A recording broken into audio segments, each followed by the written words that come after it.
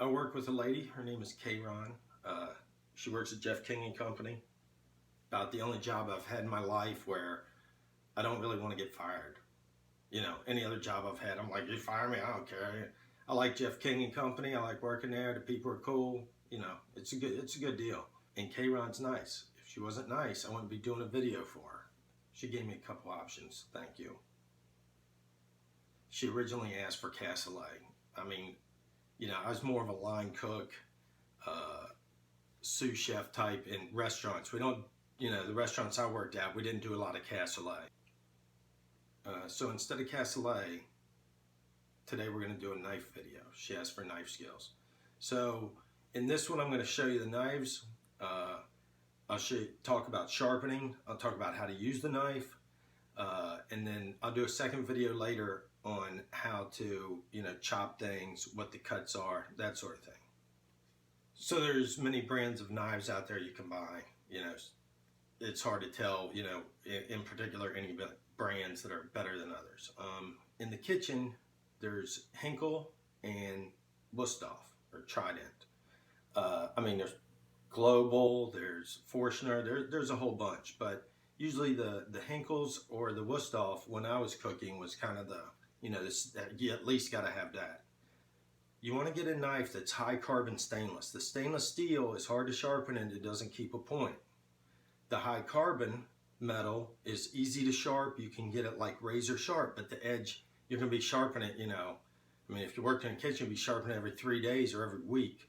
And then by, you know, you grind down the knife and then there's not another knife left. So you want a high carbon stainless knife. It's a mix of metal. Pretty much today, I mean, if you're going to buy a chef knife, they're all that anyway. Now, this is a 8-inch Wusthof. One of the things you want to look for is that this blade, the blade doesn't just come and stop. The knife is the entire length. See that? That piece of metal runs all the way through the handle. That's what you want.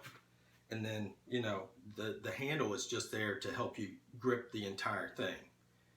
The Global knives, I believe, they got like a little indented handle, like a waffle or golf ball type handle. They don't even have wood. It's just metal that's shaped that way.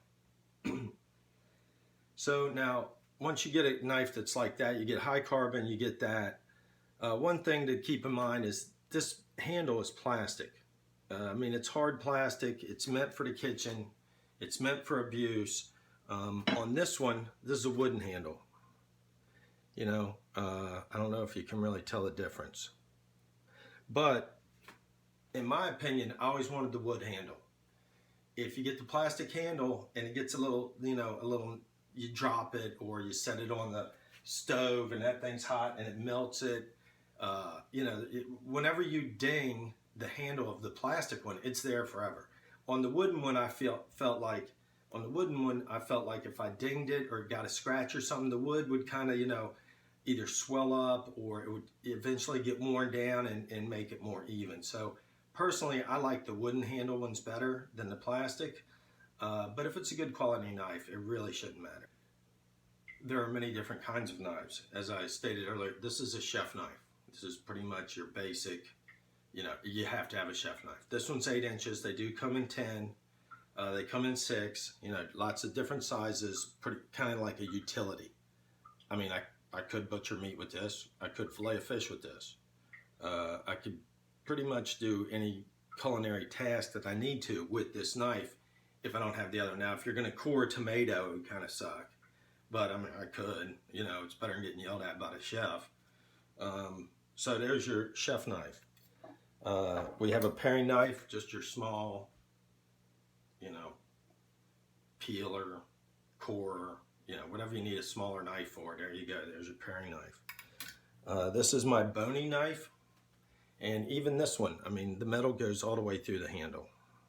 Well, there you don't see it on the back.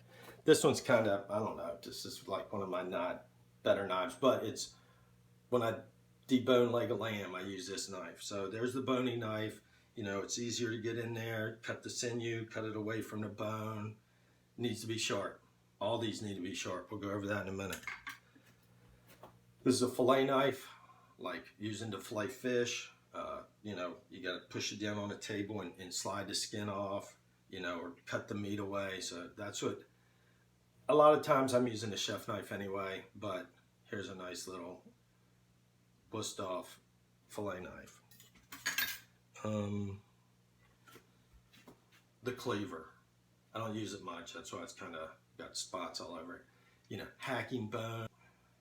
If you were to have, say, rack of lamb and you got to chop the bone out, you know, at the place where they sell the Peking duck and the pork, I mean, the dudes, this is all they use. They just hack the duck in half, you know, down the spine, cut it in half, quarter it, chop the hell out of the legs. This is kind of your bully of the knives. And here we have a serrated, like bread type knife. Has the teeth on it. Now, if you notice, this is like an offset. Some of them are straight. When I was working in the kitchen and I'd have to cut like 50 baguettes of bread on the bias, if it's straight, your knuckles are constantly hitting the table. You know, it gets annoying. So anyway, I always go for the offset serrated knife. And I have this knife. Here again, it goes all the way through. This is what Leonie's Uncle Ed makes. He makes cutting boards, he makes knives. So I use this kind of for boning or whenever I can because Uncle Ed's cool. And this knife is cool, right? I'm going to talk a little bit about sharpening. Very important to me. If you don't have a sharp knife, you're not even in the game. You know, you start trying to cut a tomato with a dull knife and you're smashing a tomato. Juice is going everywhere. You want something that's like razor precision sharp, that's like slicing the tomato, slicing to it. You don't want to have to put any pressure. So when I was in the kitchen, most restaurants had a Norton Tri-Stone. It was like 3 sides, coarse, medium, and fine. It came in like a black case. It would have handles. It would have handles on the end, and you could spin it, and the bottom part had oil. So it'd be the Norton Tri-Stone with oil in the bottom. I'd start with coarse, and you have to like go from the tip all the way to the heel of the knife, like boom, down the sharpening stone. Here's an example of one that I have. It's only 2-sided though. This is kind of a cheese bag one. So you see it's porous, it's more rough. On this side, it's the fine side, and if you look, you can tell the difference in the material where they've glued it or somehow made it come together. So this is, you know, like a home sharpening stone. I could do pretty good with that. You know, one time I was sharpening the knife and I spread my fingers like this to get even pressure on the knife, and I'm putting pressure down and I'm going. And my fingers slid off the front of the knife and I like sliced 2 fingers like wide open. That might have been one of my, quit going to the hospital. Eventually you figure out like, you know, keep it above your heart, you know, bandage it up, you know, I mean, going to the hospital sometimes, you know, not work, I just self-medicate. So in the places that I worked, so that's what the sharpening stone, that's what I'm used to. The kitchens I worked in, a bunch of young guys, underworked, overpaid, you know, probably out drinking too late. So you go and you go and you take it out on all your coworkers. So, and it's very competitive. You know, everybody wants to be the rising star chef. This was kind of before Food Network and all got super popular, but you know, it was a very competitive, people were in this because they love it type, you know, thing. They're not trying to get on TV. This was, you're there because you want to be. So anytime I used to, you know, I'd keep my knives razor sharp. And if like a new guy or somebody would come over, I'm at somebody else's side, I'd always pick up their knife and feel it. You know, does this guy have a sharp knife? Or is he taking the time to sharpen it? Or is this just some clown over here like working with half-assed tools? I have a friend, Viento. Hey V, what's up, buddy? He was doing a pop-up little thing in a bar. Had a pretty nice kitchen, it was a good setup. He needed help, I went over there and helped him. So what's the first thing I do? I pick up his knife. And I'm like, damn, this thing's sharp. I'm like, you paid to have this ground down. You had this professor sharp. No, I didn't do that. I was like, come on, man. He goes, no. I said, you did this on a whetstone? He goes, no, I have a sharpener. I'm like, get the hell out of here. Because I'm the old guy that like rejects technology. Like, and he told me, he said it was you draw it through and it was Wusthof. So you draw it through and it's Wusthof. So to me, if it's Wusthof or Henkel, I mean, it's not a joke. And his knives were sharp, so like the next day or two, I go and buy one. So this is what I have. It's got the coarse, which is like the stone, and it's got fine, which is like marble. A lot of the French guys, they didn't, like they had their own personal stone, a lot of chefs, they would just use like this piece of marble looking stuff. And it would, you know, it was fine, as meaning very, you know, it was not much grit, but man, they could get their knives sharp. So actually, you know, I would recommend actually to anyone, especially if you're, you know, you're at home, you don't have a whetstone, you're not used to sharpening. I would get this exact one, or, you know, something similar, a good brand name. Don't get like Ginsu knife sharpener.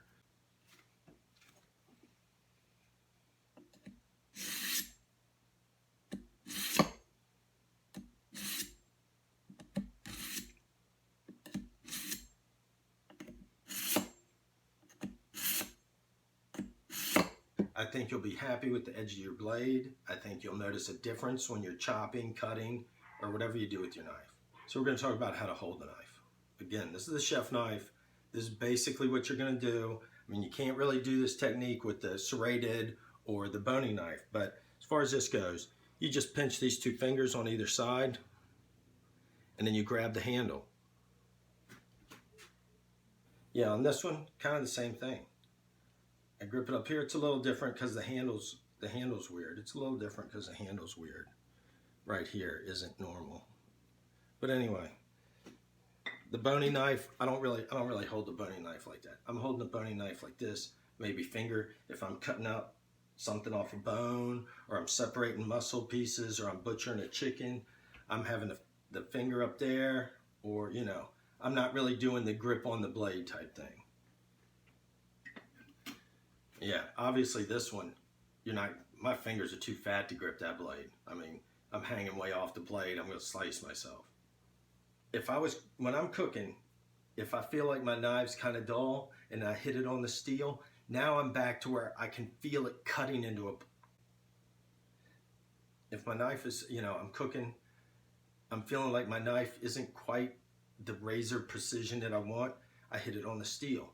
Now I go to cut, and I can feel the knife cutting into the cutting board. That's when you know it's a sharp knife. With the wood cutting boards, here again, I'm a wood guy. I don't like the plastic cutting board. Every time you make a groove, the groove stays there forever, and bacteria grows in the little thing. There was a time when, in Virginia, the health board made everybody use plastic cutting boards. Well, then they realized, well, that's just making more bacteria. I don't know if you can see. I mean, I use this a lot. It's kind of dirty. This is a diamond steel. A lot of them that you see are the round ones. I like the diamond steel better. There's little flakes of diamond, you know, diamond dust on this that helps. Now this one's kind of dirty. Now when I'm doing the steel, I can feel the resistance. You know, is this thing slowing the knife down? When they get dirty and they're full of little medical particles, it doesn't work as good. So I'm going to take some regular vinegar, put it on a paper towel.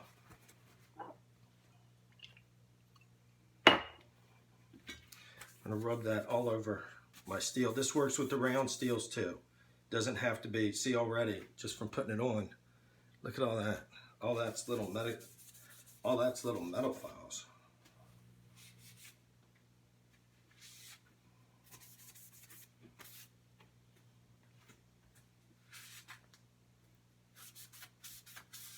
So I doubt you can tell, but it's a lot cleaner.